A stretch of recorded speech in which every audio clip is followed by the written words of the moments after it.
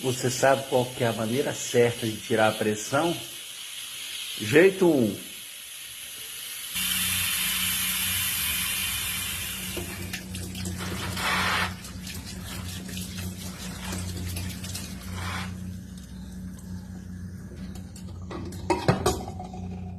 Será isso? Jeito 2 de tirar a pressão.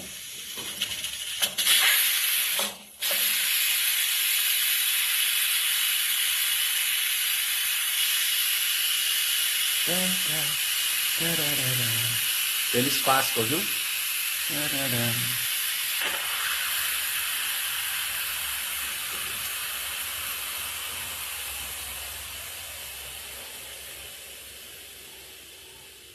Tcharam.